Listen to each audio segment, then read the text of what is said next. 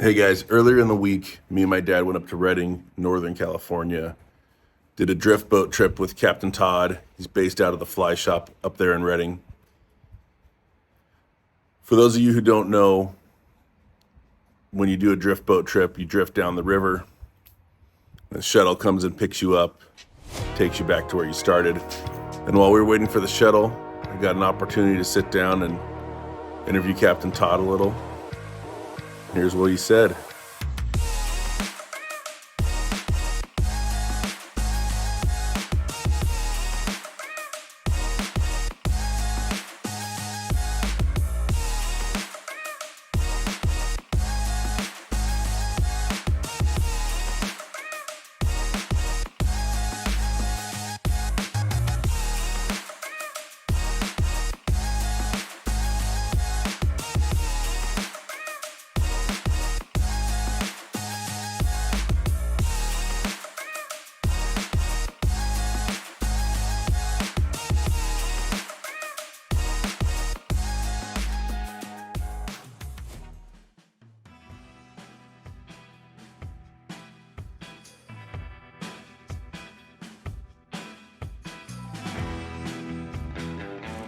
Like what is the river? Where is it running out of?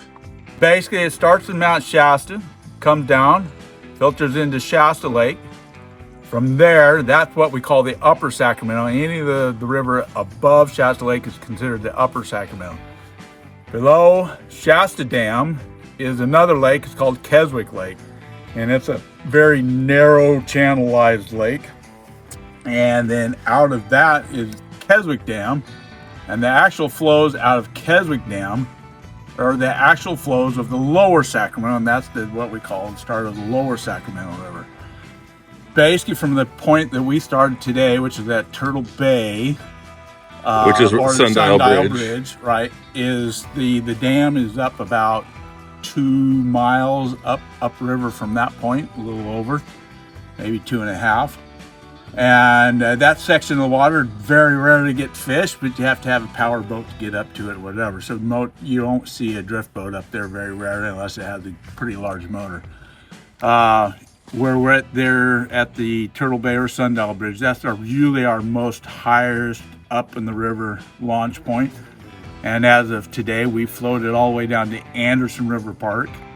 My 2 cents worth of 30 years of experience, the largest rainbows in the river live in Redding on the top section. Now we floated all the way to Anderson. There's some nice rainbows down here, but they become fewer and a little bit smaller. And the farther south of here, the size of the rainbows also decrease a little bit. We can go from here and we can catch rainbows all the way down to Red Bluff, which is another 20 miles down almost.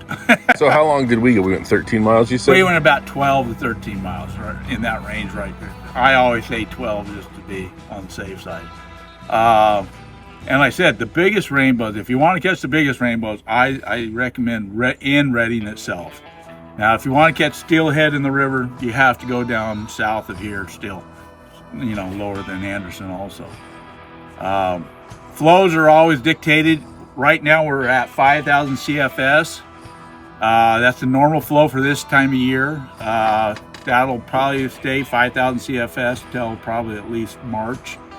And then in March, they'll probably start jacking the flow up, increasing the flow. As spring hits and summer starts to come in, the flow starts increasing.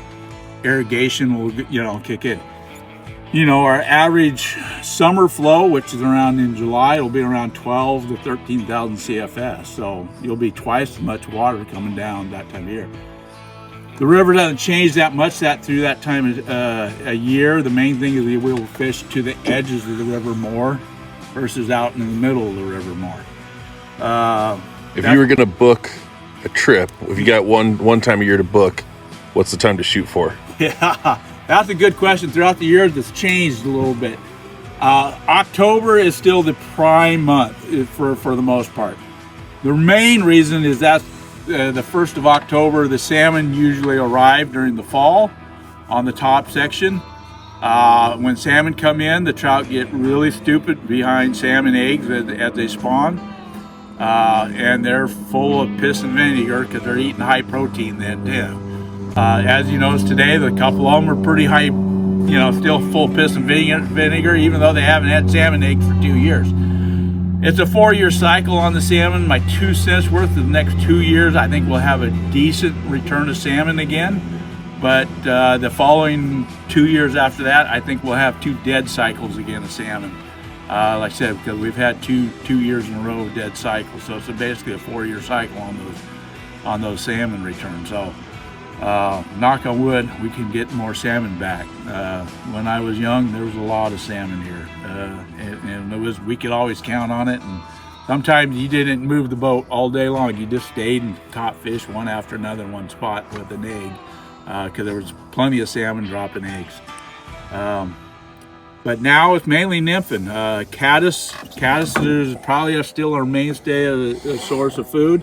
Early spring, we have a PMD hatch, which is the pale morning dun, a little yellow mayfly.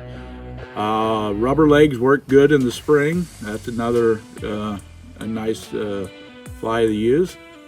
And this time of year, we're using what we call a Weiss nymph, and we're still using a caddis pupa, a fox pupa.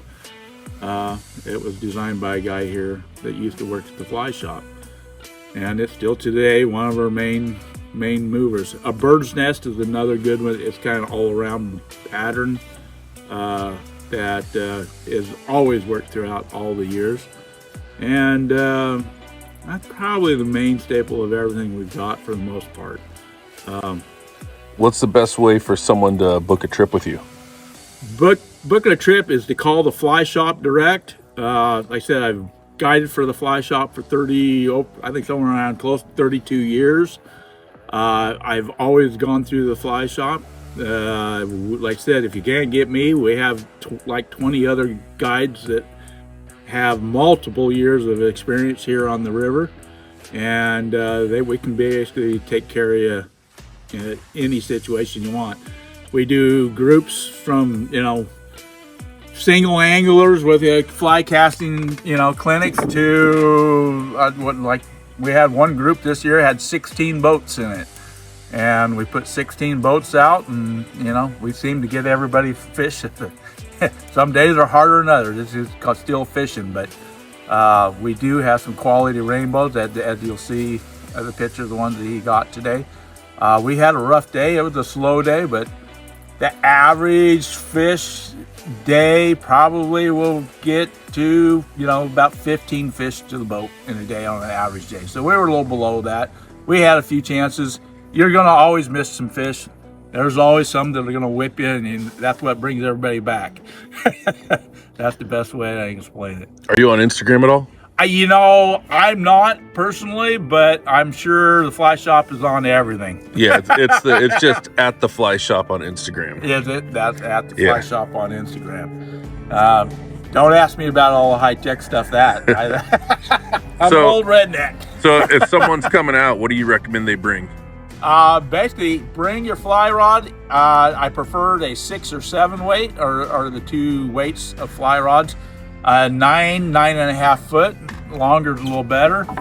If you don't have your own rod, we provide rods and everything. We supply all flies, so don't worry about flies or anything like that. If you like tying flies and want to bring something, bring along. As guides, we always learn something new. If somebody brings something new, I'm more than happy to put something new on and try it out for a while. Do you recommend bringing 2 rods so you can have them set up different like we did today? You can. I always have multiple rods just for that. Like I said, today we did, heavy nymphing under an indicator. That is the norm. That's what you'll do 99% of the time here for the most part. Because the water flow is lower at 5,000 CFS versus 12. We have some shallows, and we threw some dry dropper in the shallows, seeing if we could dig some trout up in that way. At times it works really well with the dry dropper in the shallows. You can be happily surprised and catching a nice big trout in less than 2 foot of water sometimes. So you can bring 2 rods if you like. More often than not, we will do heavy nymphing under an indicator. That is the mainstay that we do. Dry fly, it's not my recommendation to come here for dry flies. We just don't have a great enough hatch that fish will really, predominantly come up. It just kind of worked out today. It works out a little bit. Like today, we saw a couple rise. In the last few days, I've been finding a few fish that rise every once in a while, and we can throw a dry fly in those applications. But don't count on a dry fly application, not on the lower sack. Springtime you can do the upper sack or something like that with some dry flies, or most time your best option with dry fly fishing to do Hat Creek or Fall River or something like that. And that's pretty high technical fly fishing. But anyways, so what else would you like? What about what to wear? What to wear? That's a good question. Redding, California during the summer is about the hottest place on earth. And we will get up to 110 to 115.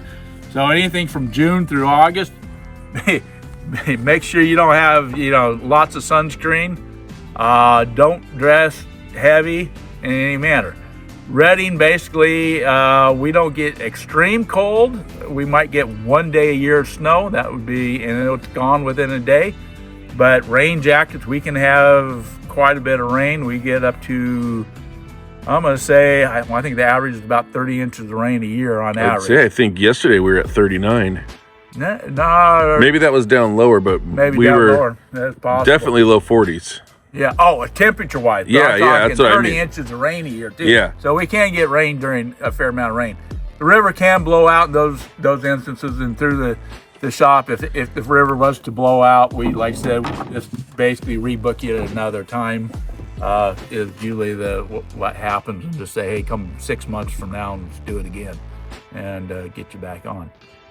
So you don't need to bring food or anything, right? No food. We supply all lunches. If you have a special diet like you do, you don't have to, bring your own lunch. Tell us. Most of the time we'll cater to you. I have a lot of people that, I purposely just bring a salad for, or if they have some special need or want or something, I've done peanut butter and jelly for people before. Well, usually we try to make everybody happy as we. And then you had your wife's cookies. Yeah, that's my friend. People come back not for my guiding experience, but those cookies are more important. So this is purely catch and release, right? Purely catch and release, all wild trout. There are no planted rainbows here. If it had the clip fin, it is steelhead. Those are what get planted in here. So they're not backing up the truck and just dumping trout into this place. No. These are naturally reproducing. Usually from the point of around, I'm going to say January, the end of January, the trout will start to go on the spawn up by sundial on the same redds that the salmon spawn on, and they will spawn all the way into about the 1st of June. And so it's a lot of months that trout will actually spawn in certain redds up there. And like I said, usually by April or so, you float down in some of those redds, you'll see a lot of trout. You'll float over a bar, and sometimes in certain instances, I've seen 50 rainbows that are all 18 to 20 something inches sitting there spawning. As guides, we usually do not fish over those fish. More often than not, I find that those fish basically are, best way they say it, are doing the birds and the bees, and that's all they're interested in. They're not actually interested in feeding at that moment. As soon as they're done, doing the birds and the bees, they're back at it, going back to town, eating, gaining weight again. So that's it. So we try to take care of those fish best we can. We really do. And so this was all barbless, right? All barbless, catch and release. What other? It says that's the best way. Is this guy coming in? I might be now. I think he is. My name's Todd Carnes. I've guided 32 years for the fly shop, and I can be contacted through the fly shop. Just call the guide department, and at that point, they can take care of you, and we can book a trip. Thank you.